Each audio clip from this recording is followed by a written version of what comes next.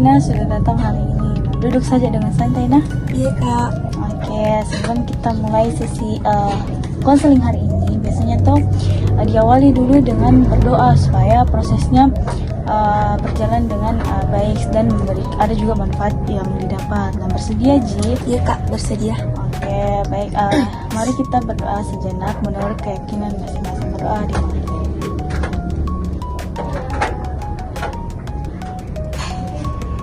doa selesai. Semoga sesi kita hari ini tuh berjalan dan lancar dan ada juga manfaat.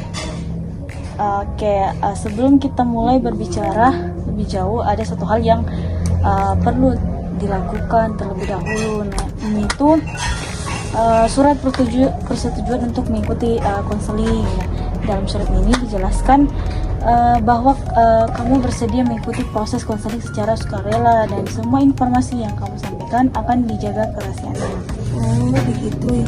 Iya, nah bisa dulu dibaca. Nah, kalau sudah dipahami dan setuju bisa ditandatangani.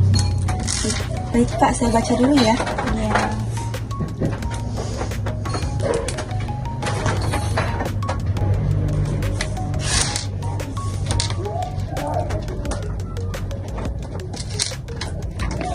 Sudah kak, saya sudah membaca dan saya sudah setuju juga. Oke, terima kasih nah. Nah, sekarang bisa nih mulai berbincang dengan lebih dengan santai, oke? Oke kak. Bagaimana kabarnya hari ini? Alhamdulillah baik kak, walaupun akhir-akhir ini saya juga biasanya lagi banyak pikiran. Sepertinya kayak ada beberapa hal yang perlu beberapa hal yang cukup mengganggu pikiranmu toh? Iya kak, betul. Oke, kalau berkenan boleh dicerita pelan-pelan saja. Nah, apa yang paling sering ada di pikiran akhir-akhir ini? Yang paling sering ada di pikiranku akhir-akhir ini kak, saya sering merasa kurang percaya diri. Kurang percaya diri. Biasanya tuh muncul saat ada di situasi seperti apa? Biasanya muncul pas lagi diskusi di kelas, pas di kampus. Kadang sebenarnya saya juga punya jawaban atau pendapat saya sendiri, tapi saya tidak berani untuk menyampaikan pendapat saya tersebut. Padahal sebenarnya punya gitu hal yang ingin disampaikan toh? Iya kak, bahkan setelah selesai kelasku, kadang berpikir kak, kenapa tadi saya tidak bicara saja? Jadi setelah kelas selesai, kamu seperti menyesal karena tidak menyampaikan pendapat tadi, toh? Iya kak, saya juga sering salahkan diriku sendiri gara-gara itu. Ketika kamu berada di situasi seperti itu, biasanya apa yang langsung muncul di pikiranmu? Biasanya yang langsung muncul di pikiranku, kalau mungkin jawabanku tidak cukup bagus atau saya merasa takut dianggap salah oleh teman-teman saya. Seperti ada pikiran yang mengatakan bahwa kamu tidak cukup baik, begitu toh? Iya kak, begitu. Rasanya kayak ada suara dalam kepalaku yang membuat saya ragu terus. Kalau kita mencoba melihat dengan cara yang sedikit berbeda toh, mungkin yang sedang mengganggu kamu bukan dirimu sebagai pribadi, tapi ada pikiran tertentu yang sering datang dan membuat kamu meragukan diri sendiri. Nah, menurut kamu kalau pikiran itu diberi nama, kira-kira cocok disebut apa? Mungkin bisa disebut juga pikiran yang meragukan diri. Baik, kita sebut saja pikiran yang meragukan diri. Bagaimana perasaanmu kalau sadari bahwa yang mengganggu itu sebenarnya pikiran itu? Agak lega juga sih kak, karena rasanya kayak masalahnya langsung lebih jelas, langsung lebih plong begitu. Menurut kamu bagaimana pengaruh pikiran yang meragukan diri itu dalam kehidupan kamu di kampus? Pengaruhnya cukup besar kak. Saya jadi lebih sering juga diam di kelas kayak orang bengong. Padahal sebenarnya mau Jito lebih aktif. Iya kak, mau sih ya. Saya juga mau kayak teman-teman saya yang berani bertanya sama sampaikan pendapat.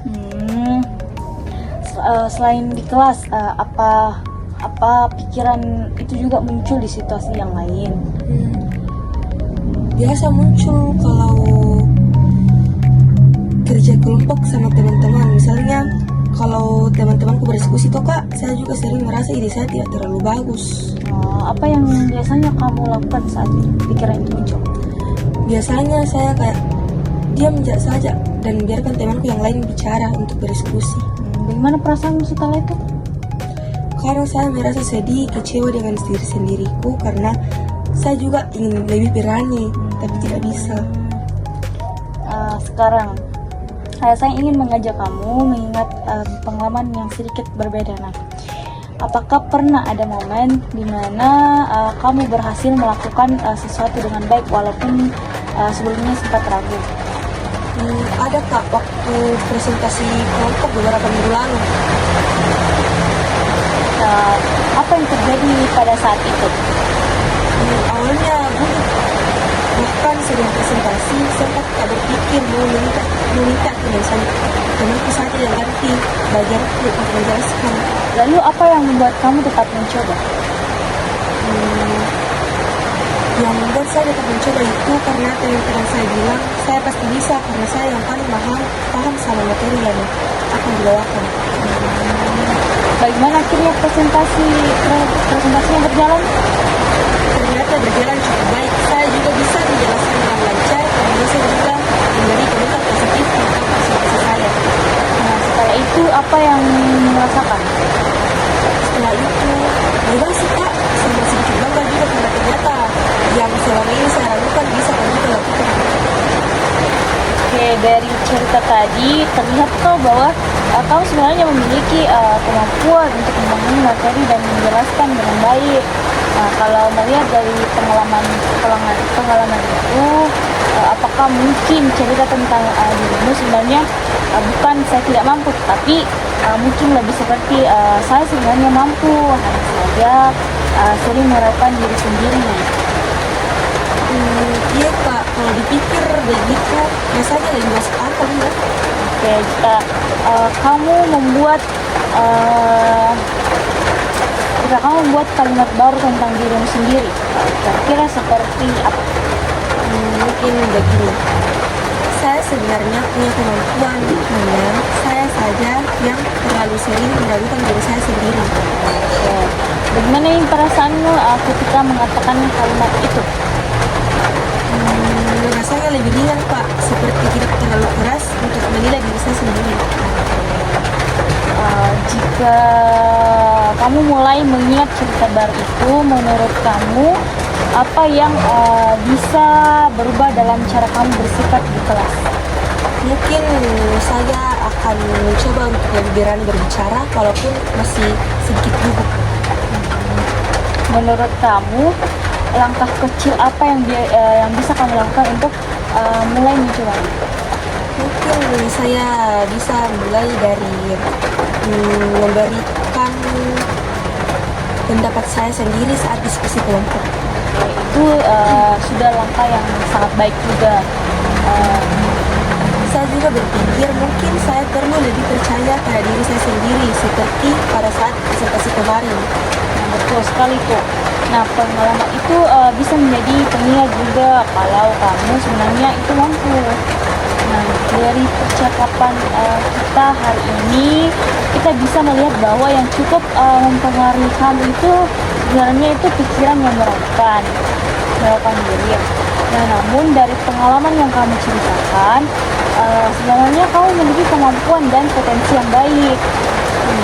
Iya Pak, saya juga lihat diriku sekarang kayak lebih sedikit berbeda. Semoga setelah ini bisa lebih mengingat pengalaman positif yang tadi dan tidak terlalu keras menilai diri sendiri. Iya Kak, terima kasih banyak sudah mau mendengarkan dan membantu saya melihat masalah ini dengan cara yang berbeda. Oke, sama-sama. Terima kasih juga Nel karena sudah terbuka bercerita hari ini.